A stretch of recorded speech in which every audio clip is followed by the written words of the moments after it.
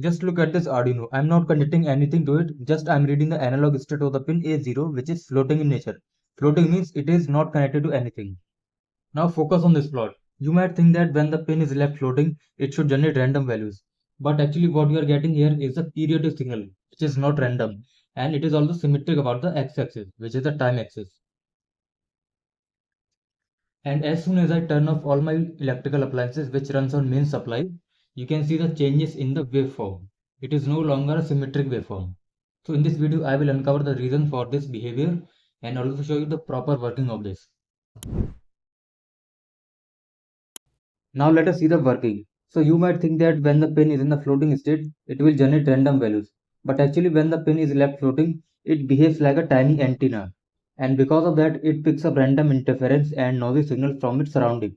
So the room that I'm sitting in right now has several sources of interference like mains power lines, charging adapters, and even my own body itself. But the most dominant one is the mains power line, which is of 50 Hz and 220 volts. In India it is 50 Hz, but in other countries it is 60 Hz.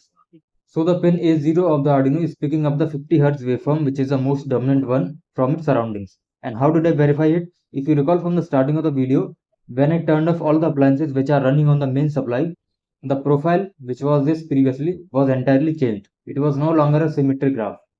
So if you remember in the starting of the video, I showed you this program. I was reading the analog state of the pin A0 and using a delay of 50 milliseconds. 50 milliseconds means 0.05 seconds. So this delay is basically representing the sampling frequency or sampling rate.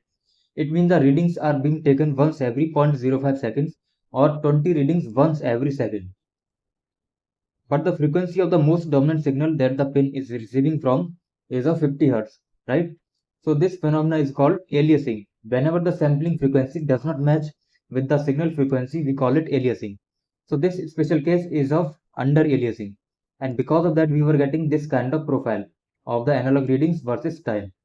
So this looks like a beating phenomena, but actually it is not a beating phenomena. Okay. So because of this aliasing, we don't get the real waveform. What you are actually getting is a fake low frequency waveform. So this is a fake low frequency waveform. And this is exactly what we were plotting previously. Now let me show you the visual proof that the signal the analog pin A0 was receiving from the environment was actually the main supply waveform. So I will use the sampling frequency of 50 Hz. It means delay of 20 milliseconds. So let's upload this in the Arduino and open the serial plotter. And you will see the sinusoidal wave, which is exactly the kind of main supply waveform. So why you are getting sinusoidal wave this time? Because the sampling frequency, which is of 50 Hz, is exactly matching with the frequency of the main supply waveform, which is also 50 Hz. So by changing the sampling frequency by using delay, you can get various kinds of waveforms.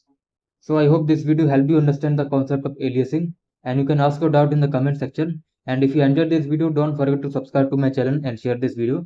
And let us meet with a new project in another video. Till then, goodbye.